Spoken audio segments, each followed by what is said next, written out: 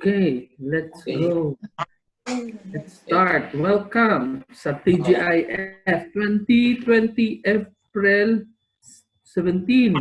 We will talk about the incommunicable attributes of God. So we'll continue that topic. Okay, let us begin. But before that, we will have a quiz. Okay? Not a quiz, but the price will be charged on volunteer.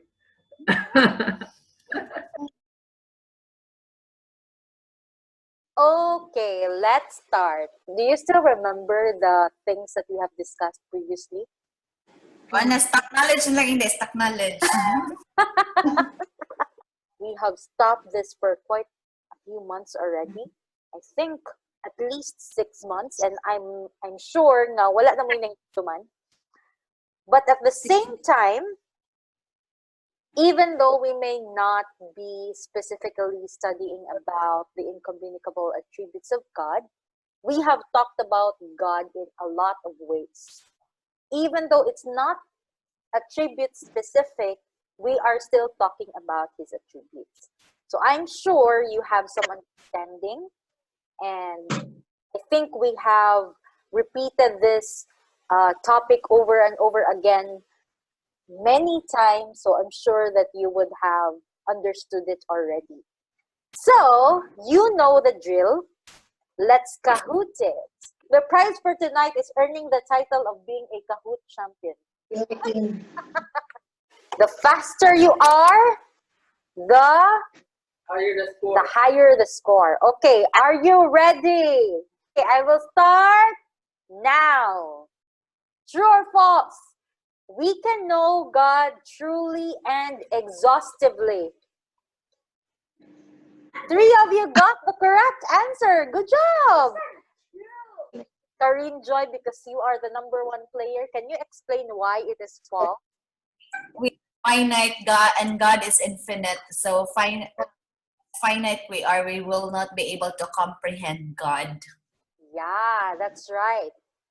So even though we can know God truly, but we cannot know him exhaustively because we are finite and he is infinite, we can never really know who he is in all his being.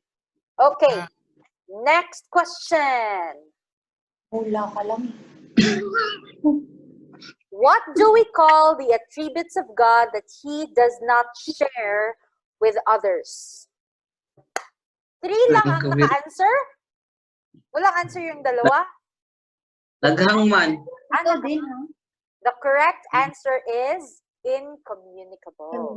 Okay, June Arda, can you define incommunicable? So the attributes of God that he does not share with his creation, with humans, are called incommunicable. Okay, next question. It's easy. What do we call the attributes of God that he shares with others? Good job! So obviously, kaya ang answer ganina is incommunicable. Obviously, the answer to this question is communicable. So the attributes of God that he shares with us more, or he communicates with us more, is called communicable attributes. Next question. Wow, the fight is close. Next question. God is completely independent of creation, and everything that happens in the universe does not matter to him. Oh, only 2 of you got the right answer. Really? It seems that we need some recap. Who can explain why that is false? False siya because it matters to God because he's concerned of his glory.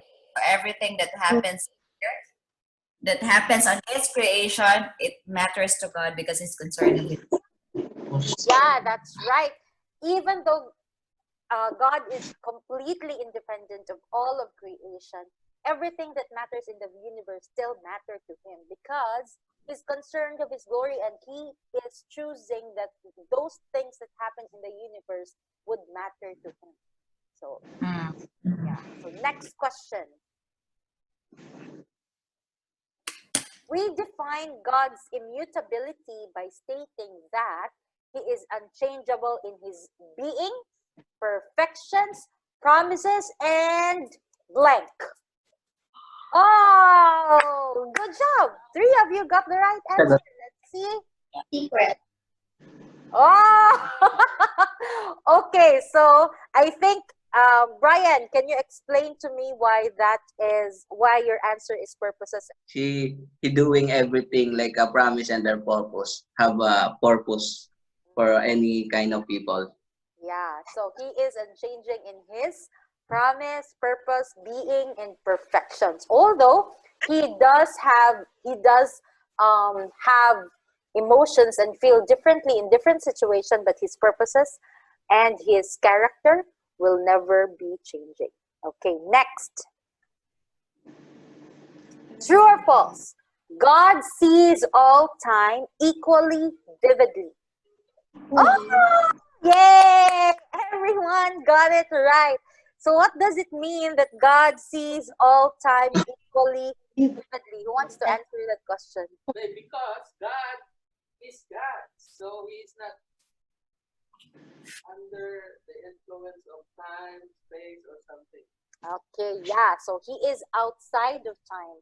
So God sees equally vividly means that he sees all the events in time in the same way. So it doesn't matter whether it happened 2,000 years ago in the past or 2,000 years in the future or right now, all events he sees equally vividly.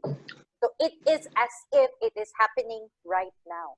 In God's existence, all things is as if happening in the present.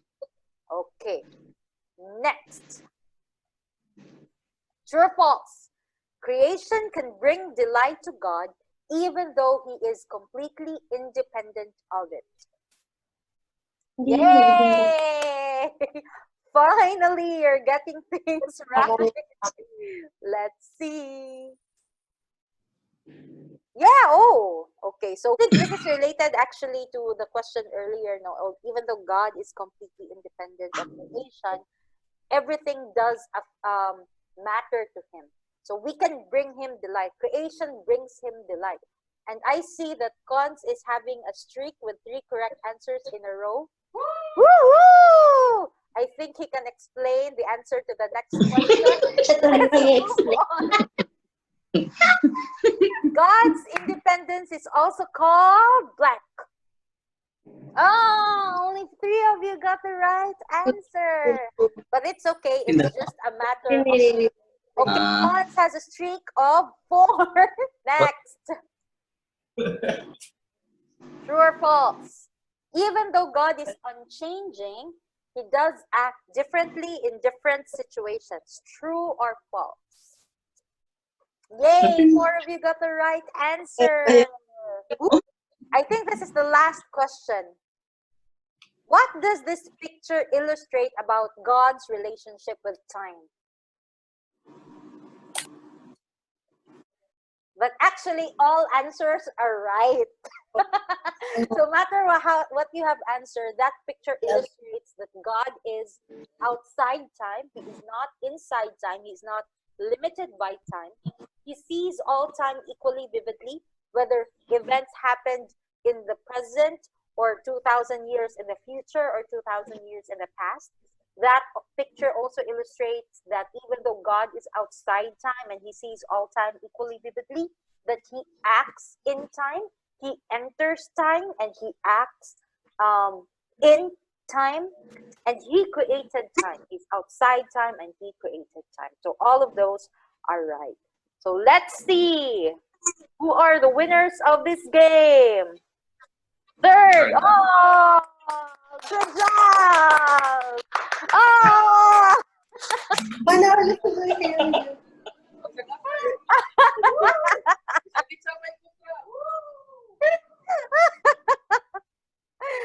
Great job, guys. Great job. Okay, I will stop sharing.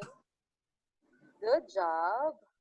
Good job. Thank you so much for your participation. I hope that helped refresh your memory on the attributes of God. And today, we are going to continue on that study. Can I ask you, Papa, to open in prayer? Heavenly Father, we pray that this time love you more without, and Lord, I pray that this study of who you are, it's very difficult thing because we are finite being. Oh God, thank you so much for that you shared your attributes, that you reveal your character to us, oh Lord, through your word, through the Bible, oh God. We are so thankful, Father God.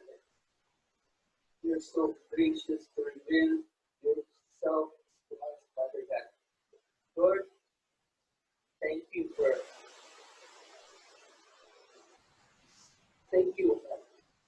Help us as we study you, Lord God, your character, your attributes, oh God, who you are, Lord God. Lord, we pray that help us to grow more love in you, Father God. Pray in Jesus' name. Amen. We will cover whatever we can cover until 10 o'clock, and whatever is left we can cover at a later time, because this is quite a long topic and I'm sure that we cannot cover everything tonight. So before we move on, we have already recapped a little bit. Let's just recap the things that we have discussed before. So if you have any question, feel free to interrupt. But I just want to recap right now the attributes that we have covered so far, just to refresh our memories of what we have been studying for the past several months. So the first attribute that we studied is independence. So if you can remember, we defined the attributes of God in two parts. So the first part is the definition of the attribute, and the second part is a balancing statement guards us from misunderstanding the attribute. So in independence, we defined it this way. God does not need us or the rest of creation for anything. So God is completely independent of all creation. He does not need creation for anything. He does not need us to worship him. He does not need us for his existence. He completely is self-existent. Yet, we and the rest of creation can glorify him and bring him joy. That's true, that God does not need us for anything. He is completely independent of us. Yet, we still bring him joy. The rest of creation bring him joy, and we can glorify him because he purposed and he chose that his creation would bring him delight. And this independence, if you can recall, is also called aseity. So that's not really an important detail to remember, but that would be helpful if you come across more scholarly treatment of the attributes of God. They call God's independence aseity, so it's basically the same thing. It's just a more fancy word of talking about God's independence. The second attribute that we discussed was unchangeableness. This is how we defined it. God is unchanging in his being, perfections, purposes, and promises. So God is unchanging in his being, in his very existence, in his essence, in his Trinitarian nature.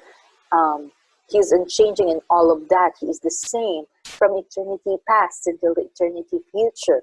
God is unchanging in his perfections. When we talk about perfections, that is his character, his grace, his mercy, his righteousness, his steadfast love, and all of that.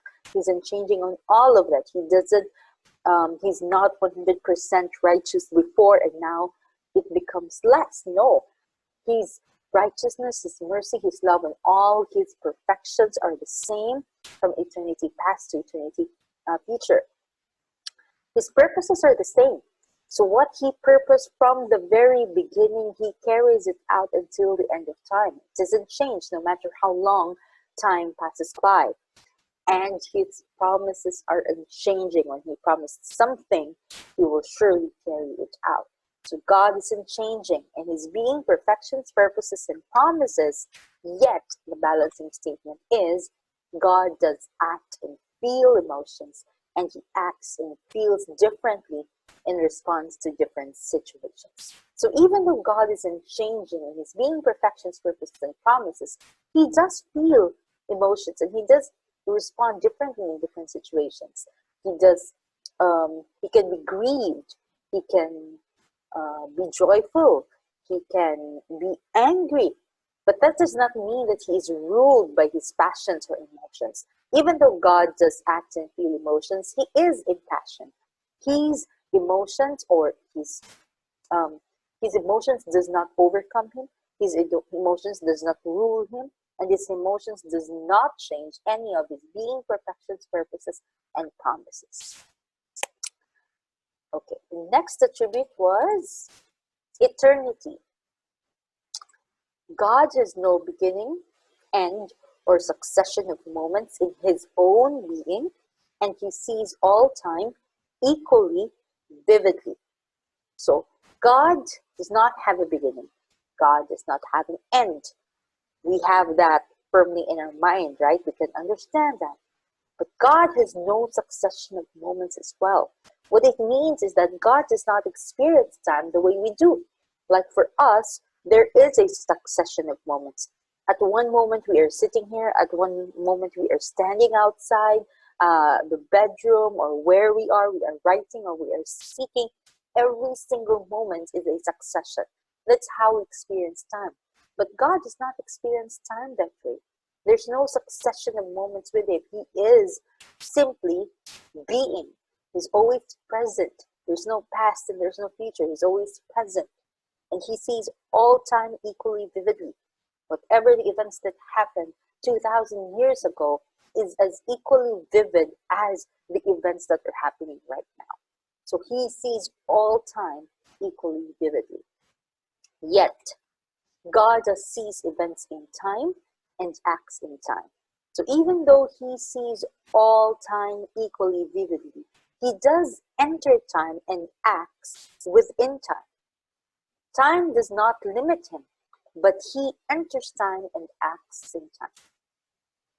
So that's how we define eternity. And tonight we are going to tackle another attribute. We have actually tackled this attribute before, but we have not finished. So I think it will be helpful for us to just go back and remember all the things that we have discussed in the past about this attribute until we finish it. All right. So we are going to tackle tonight omnipresence. So again, as how we have defined all the attributes so far, we're going to define omnipresence in two parts. The first part is the definition itself, and the second part is the balancing statement, which guards us from misunderstanding the attribute. So this is how we define omnipresence. God does not have size or spatial dimensions and is present at every point of space with his whole being. I will repeat that. God does not have size or spatial dimensions and is present at every point of space with his whole being. And the balancing statement is this: even though that is true, yet God acts differently in different places. So we are going to tackle this definition one at a time. But before that, let me just remind you that just as God is unlimited or infinite with respect to time, so God is unlimited with respect to space. So in eternity, we see that he is not limited with respect to time. In omnipresence, we see that God is not limited with respect to space. This characteristic of God's nature is called God's omnipresence. Okay, so from the Latin prefix omni, which means all. So omnipresence literally means all present, or present at all places. So omnipresence, that's what it means. So the fact that God is Lord of space and cannot be limited by space is evident first from the fact that he created it. For the creation of the material world implies the creation of space as well. I don't know if you can remember, but when we tackled eternity, I mentioned something about physics. So according to physicists, according to study, space, matter, and time exist at the same time. And they have this relationship that if one does not exist, the other two will not exist too. So with space, time, and matter, if matter is not there, space and time does not exist. And if time is not there, matter and space does not exist. And if space is not there, time and matter does not exist. So when God said, let there be light, he did not only create light, he did not only create matter, he did not only create space, he also created time. And if one of those three do not exist, none of those exist.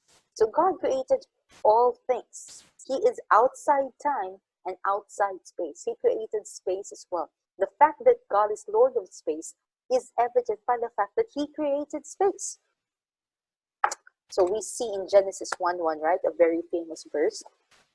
In the beginning, God created the heavens and the earth.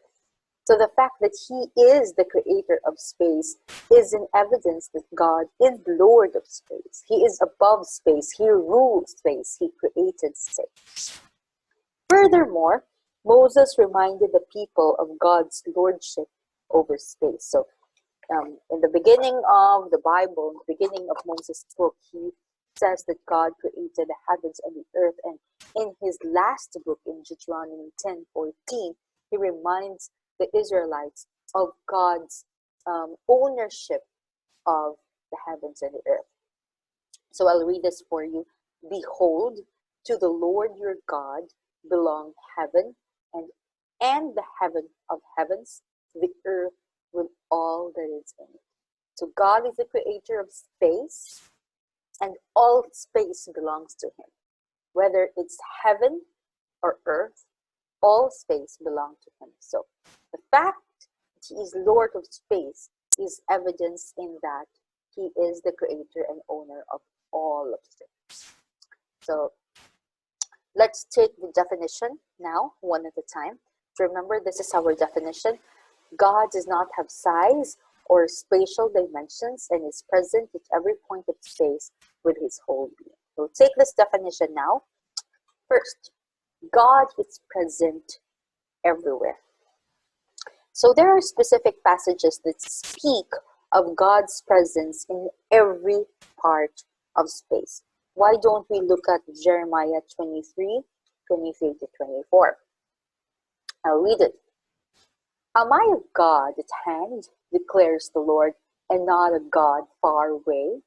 Can a man hide himself in secret places so that I cannot see him, declares the Lord? Do I not fill heaven and earth, declares the Lord? So here in Jeremiah, God is asking questions, and he's asking rhetorical questions.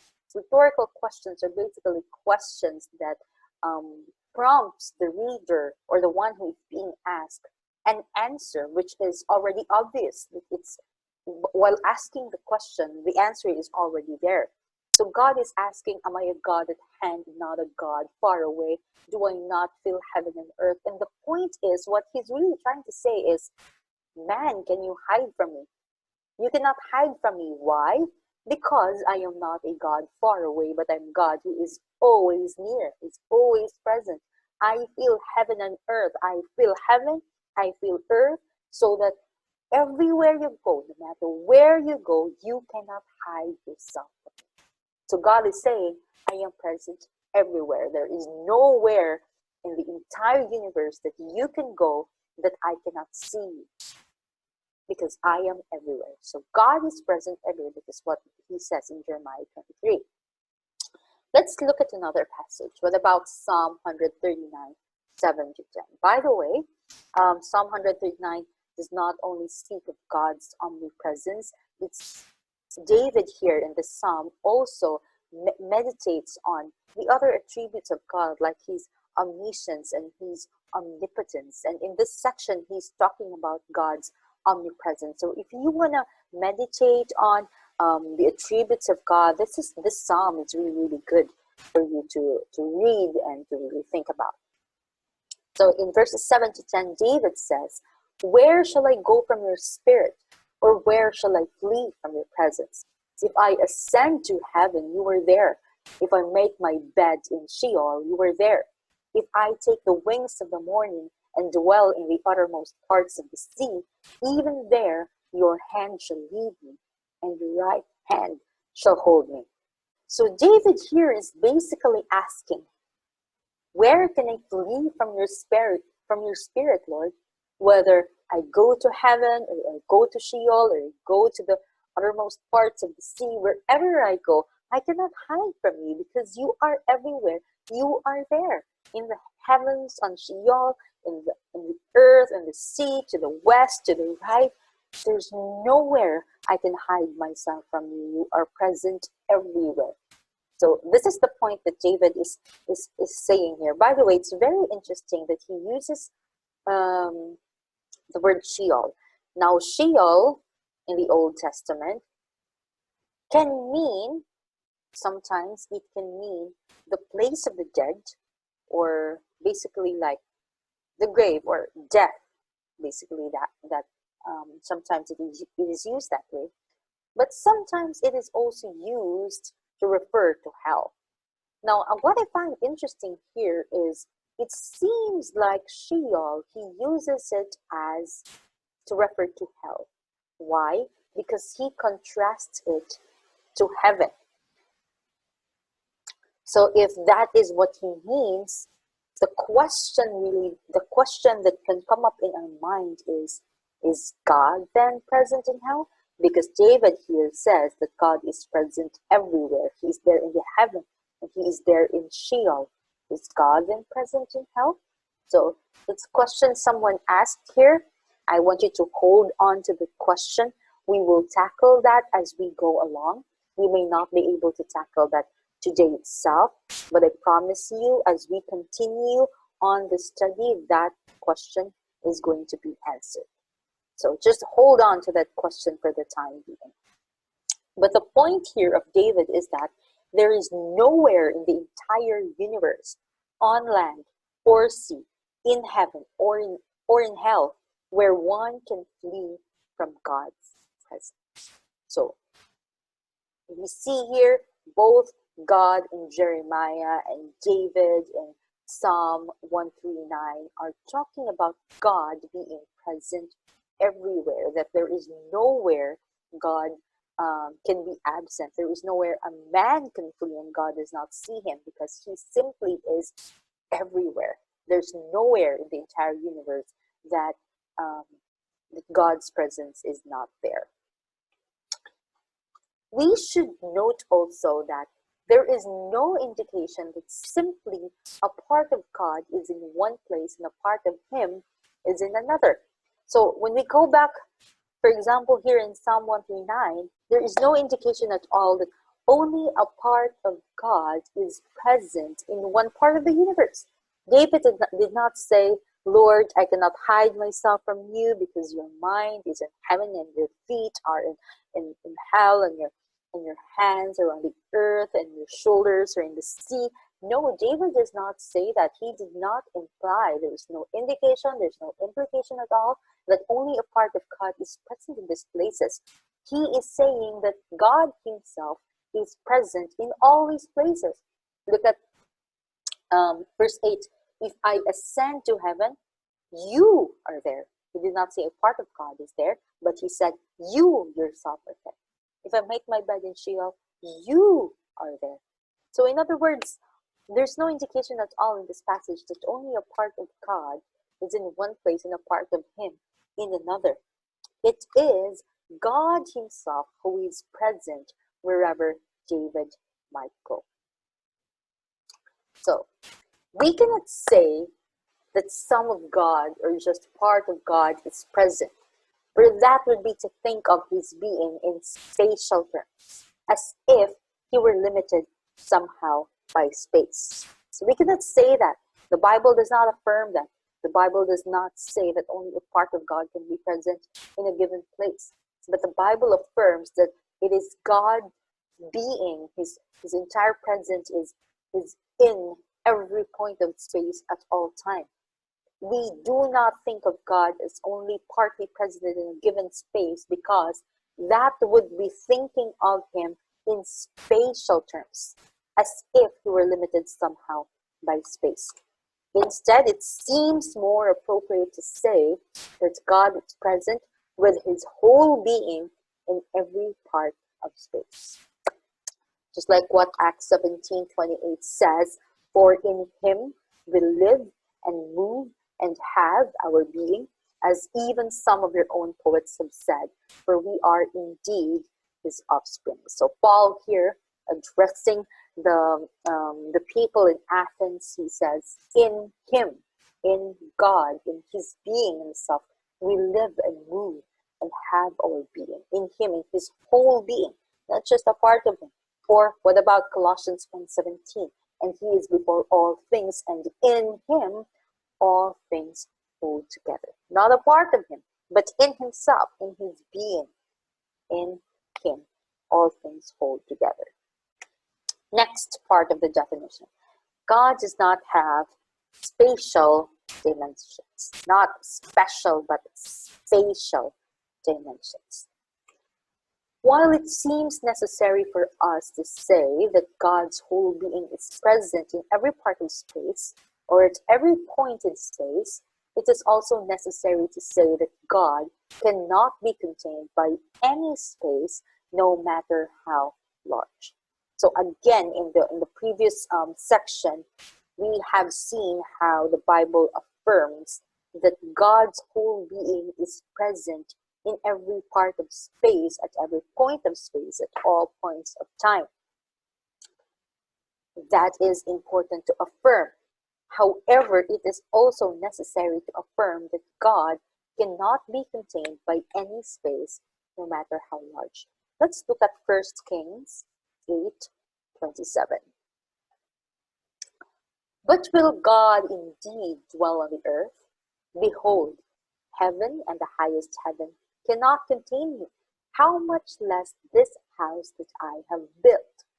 So as you have said already, that the one who spoke these words was King Solomon. So King Solomon, after the construction of the temple, he assembles the whole Israelite community and goes to the temple and dedicates the temple. But in his prayer, in his dedication, even though Solomon was aware and recognizes that the temple is the place where God himself dwells, he says, but will you, God, indeed dwell on the earth? Behold, heaven and the highest heaven cannot contain you. How much less this house that I have built? So Solomon recognizes that even the highest heaven, the heaven that is so huge, cannot contain God. How much less the temple that you built? So he says, yes, Lord, the temple is your dwelling place, but I also recognize that this temple cannot contain you.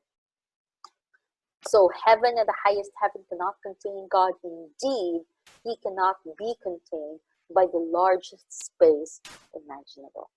Right?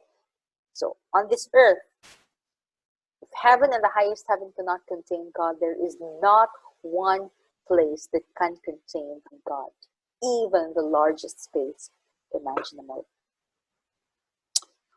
Or let's see Isaiah 66, 1 to 2.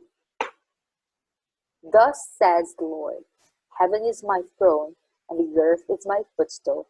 What is the house that you would build for me? And what is the place of my rest? All these things my hand has made, and so all these things came to be, declares the Lord. But this is the one to whom I will look, he who is humble and contrite in spirit, and trembles at my word. Now, we'll read Acts 7:48 because I think I should have switched the two verses together, but let's just read Acts 7:48. Yet the Most High does not dwell in houses made by hands, as the prophet says. Okay, so I should have switched this to, around.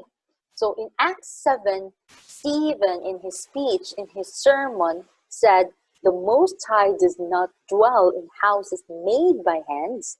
And then he quotes this passage in Isaiah 66:1-2, where the Lord says, heaven is my throne and the earth is my footstool. What is the house that you would build for me? So both of these passages and tell us that there is not one place or there is not one house that can contain God, because heaven itself cannot contain God. How much more any house that would be built by human hands? So while the thought that God is everywhere present with his whole being ought to encourage us greatly in prayer no matter where we are, the fact that no one place can be said to contain God should also discourage us from thinking that there is some special place of worship that gives people special access to God. He cannot be contained in any one place. So this is really applicable in our situation right now, because sometimes right now that we are isolated and we are unable to go to church, we think that we are less of Christians, we are less righteous because we cannot even go to the place of worship. No, God is present everywhere. It doesn't matter where you worship. It doesn't matter if you're in church or you're inside your home.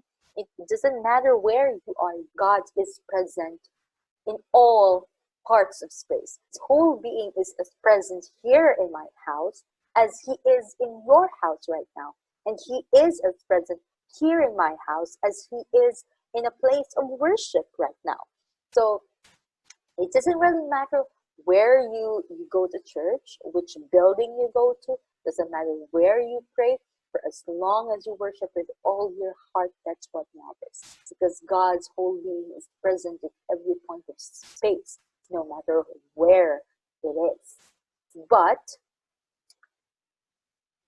the fact that God cannot be contained in any given space should discourage us from thinking that there is some special place of worship.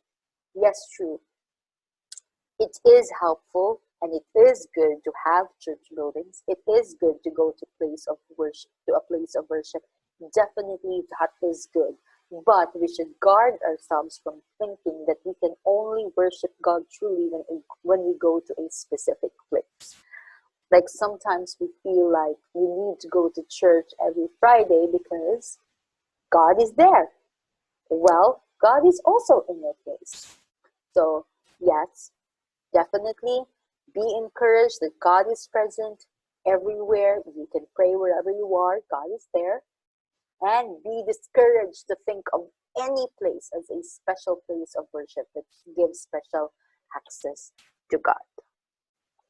We should also guard against thinking that God extends infinitely far in all directions so that he himself exists in a sort of infinite, unending space. We tend to think of God this way, right? Sometimes we think that God is so big that he cannot be contained in one specific place. Yes, we can affirm that. But sometimes we think of him as someone that is just a really, really, really huge being, that his existence just simply extends into unending space. Well, that's also an inaccurate way of thinking about God. Nor should we think that God is somehow a bigger space or bigger area surrounding the space of the universe as we know it. So sometimes, like, we always use this terminology, right? Like when we say that God is holding the world in his hands, well, that is true. That is really true, that God is holding the world in his hands. But we should not think of that phrase as literal. That is an idiom. It is not literal. God is not literally holding the world or the earth in the palm of his hands. Because if we think that way, we are thinking of God in terms of space, that he is just so huge and so big that he can hold the world in his hands, literally. So we should also guard ourselves from thinking that way, because all of these ideas continue to think of God's being in spatial terms, as if he were simply an extremely large being. So we should guard ourselves from this, because I think this is really the heart of idolatry. Not just replacing God by another God, but also belittling God. As you can remember in in Exodus chapter 32, I think, where when Moses was up in the mountain for 40 days, and the Israelites were there, and they made a golden calf and they worshipped the golden calf, which really angered God. But that calf, by the way, they called Yahweh. They thought that that calf was a representative of Yahweh. In other words, they have contained Yahweh into this specific place, specific space that is being occupied by the calf. So they thought of Yahweh as someone who is like this calf in terms of spatial terms, or in terms of imagery. So, and that really angered God. We need to guard ourselves from thinking of God that way, of belittling God that way. That he can be contained in any space, or we can make anything that is representative and call it Yahweh, right? Do not think of God's being in spatial terms as if he were simply an extremely large being. God does not have space. God does not have size. So we should not think of him that way. So instead, we should try to avoid thinking of God in terms of size or spatial dimensions. God is a being who exists without size or dimensions in space. In fact, before God created the universe, there was no matter or material, so there was no space either, right? So this is what I said earlier, that when he created everything, he created it out of nothing, just by the power of his word. At the time when there was no space, and there was no matter, and there was no material, and without sides and no dimensions, God still existed. Before God created everything, God still existed, right? He doesn't have spatial dimensions. He cannot be defined by size. He is without size. He is without dimensions in space. He created space, yet God still existed before all that were created. Now the question is, if God still existed before he created space, where was God? Well, nobody can really answer that question. We don't know. The Bible does not tell us. But one thing we can know for sure is that wherever God was, he was not in a place that we could call a where, for there was no where or space. We don't know what or how it looked like the time when nothing was created. Where was God in all this? The Bible does not explain to us those things. But the only definite answer is that God existed, and he was not in a place that we could call a where, for there was nowhere or space. But God still was. This fact makes us realize that God relates to space in a far different way than we do, or than any created thing does. This is really difficult to understand, and we might not really grasp what what kind of existence that God has, because our own experience is a different kind of reality. We really cannot imagine how God in his whole being can be present at all points in space, yet not one building, not one place can contain him. We really cannot imagine that kind of existence. And we don't have to. We don't have to understand all that. We don't have to understand how it works. But we do have to affirm what the Bible affirms about God's relationship with space, that he does not have size, he does not have spatial dimensions, he is present in every point of space at all times, and he cannot be contained by any given space. He exists as a kind of being that is far different and far greater than we can imagine. And that's really where the difference lies between the creator and the creature.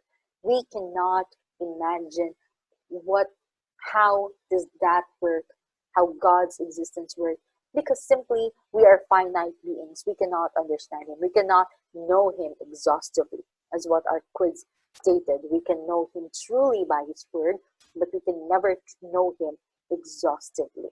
So we need to be contented by the fact that is his word affirms his relationship with space is, but we don't have to grasp how it works really. So he is a kind of being that is far different and far greater than we can ever imagine. We must also be careful not to think that God himself is equivalent to any part of creation or to all of it. This was the mistake that the Israelites did. They made a calf a representative of God. Well, God is not equivalent to anything. God is not equivalent to a building or the heavens. We cannot think of God as having an equivalent in any part of creation. For example, a pantheist believes that everything is God, or that God is everything that exists. So pantheists believe that the cow is God, that the universe is God, and everything else is God. But that is not the biblical perspective. The biblical perspective is rather that God is present everywhere in his creation, but that he is also distinct from his creation. So these are the 3 points that we need to remember when we think about God's omnipresence. First, that his whole being is present at all places, at every part of the universe, at all times, his whole being, not part of him. Second, that not any space can contain him. He has no spatial dimensions. He has no size. And third, that he is distinct from his creation. So, any questions so far? Kung hindi, pwede ba siya i-question, ikuan ba nga? So God is everywhere simultaneously, Margana? Yes, he is everywhere. His whole being is present at all points of space at all times. Yes. So you will not be able to say that, say for example, in a place where people does not really know God, that doesn't give us an excuse to say that God does not hear them no more, because God is everywhere. Yeah. So actually, that difficulty is going to be covered next time. So remember, we have a balancing statement. So Yeah. the position is God is present everywhere at all times, yet he acts differently in different places. So we're going to cover that next time. Mo to'y natabo ni Jonah. Oh, exactly. Mawjud ako ginaw na ganina. So si Jonah, no, he fled from the presence of the Lord. He thought he fled. He forgot that he cannot flee from God. Because the fact is, God acts differently in different places. Sometimes God's not acting in the same way from where we are makes us think that God is not present there. But if we say that, we're actually saying that God is not omnipresent, right? So if we say that God is present only here and God is not present over there, then that means he is not omnipresent. So what does that make of God? Diba? He will not be God if he is not omnipresent. Yeah. So that's why we cannot say that God is not present at Present everywhere. And then the spiritual dimensions would connote that God, you could not contain God in a specific place. Say, for example, a church building or a sacred place wherein you could just say that I can only worship here because this is where God exists only. Yeah, that's right. So there is not one place a place that can contain God. Yeah. That's right. In Genesis 1:1, in the beginning, Mm. He created heaven and earth. When God created the hell, When did God create hell? Mm. We do not know. I don't think the Bible talks about when God created hell, but that God did create a place where he will punish those who rebel against him. Can we ask the question that did God created virus? Hindi, inalaw niya lang. Interesting. If we say inalaw niya lang, does that mean if we say inalaw niya, we are implying that something else creates a virus or someone else creates a virus that is somehow removed from God. Somehow, Diba? Somehow From removed from God. So if we say that God did not create the virus, but he simply allows it to exist, then who created it? Is there another creator who is in existence in the universe? Ay, hindi yung pag-create. Ang ibig sabihin, they create kasi lahat ng creation sa kanya. Pero hindi yung mismo pag-create na, kagaya nung kalimbawa, may mga suspecha sila na ito ang mga nag-create nito. Actually, kasama niya sa creation niya na may gantong virus, kung kailan lalabas, sila na lang bahala inalaw niya. Pero syempre, create niya pa rin. Kung babalik at babalik, created good na. Pero kung kailan lalabas at papaano, may mga involved siguro or pero sa mga, basta from the start, kung ano yung mga organism, kung ano yun, sa kanya, siya pa rin may-ari kayo. Siya nag-create sa tanan. So, siya nag-create sa tanan. Yeah, I get your point. So that's right. I think in the same way that he created us, remember when he created Adam and Eve, he created one man and one woman, and out of them, millions of people came about. So I think he created the virus in the same way. That from the beginning, there are already bits and pieces of things that are not virus at that point in time, but at one point in history will become. Ang question kay, why do we study this attribute of God? What can we get from it? What can we get if we understand who God is rightly? It moves us to worship him rightly. So if we do not know who God is, how can we worship him rightly? Right? So for example, I just gave that example earlier regarding the Israelites who created a calf as a representative of God. They called that calf Yahweh. They thought that they could worship God that way. Why? Probably because their environment are having that practice and they thought that Yahweh is the same God, the same kind of God. And without understanding who God is, we are prone to do things that we think would be worship, but are actually idolatry, just like what they did. And even if we have the right understanding of God, we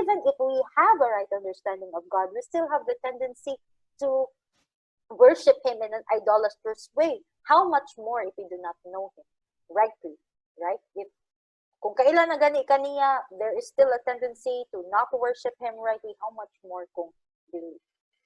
And also through studying, you'd be able to see the glory of God ang kabugaton niya ba as Ginoo, who He is.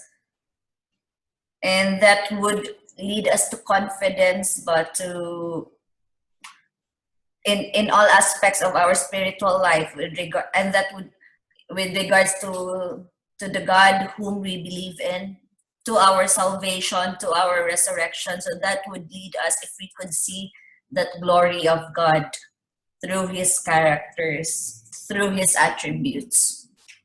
For me, like for example, tonight we've focused man sa omnipresence, no? So it just made me but thinking, like right now, in our scenario right now with this COVID-19, we are all locked up in our houses, no? And then knowing that God is omnipresent, He is everywhere, and there is mangud nga if we do not know that God is everywhere, then we would feel banga, oh no, I could not go to church, I cannot worship Him. You feel that your worshiping God at your home is lesser than worshiping Him in the church. So it's just motong ganina nga ni kuan ko ba nga. So if you know that God is not, cannot be contained in a place, so that means God, you can worship God. You do not have to be in a specific place for you to be able to worship God fully. So siya.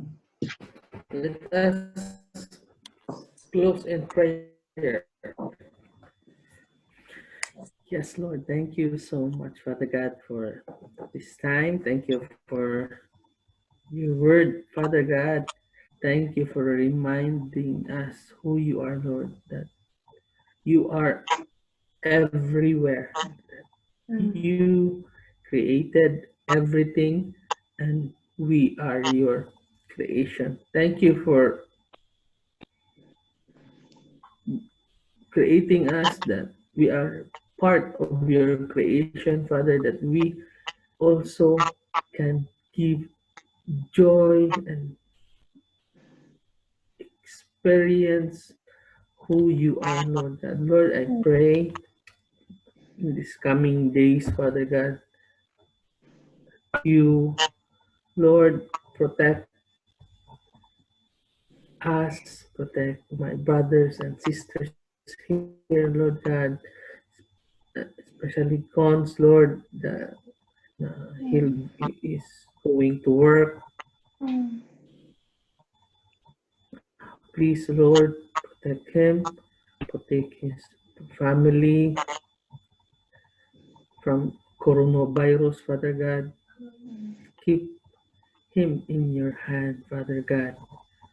We pray, O God, you will protect until this coronavirus will go away, O Lord. And also we pray for our families back in the Philippines, Lord God. Please, Lord, protect them from this time, Lord, na common na karon dito sa Pilipinas ang virus, Father God. Lord, we pray that protect us from this anxious heart, O Lord God, that these worries, Lord, we will trust you, Lord God. So, Lord, I pray that help us, O Lord God, to trust you, Lord, in this uncertain times, O Lord God, in this time, Lord. And Lord, strengthen my brothers and sisters, Lord. In your name we pray. In Jesus' name, amen.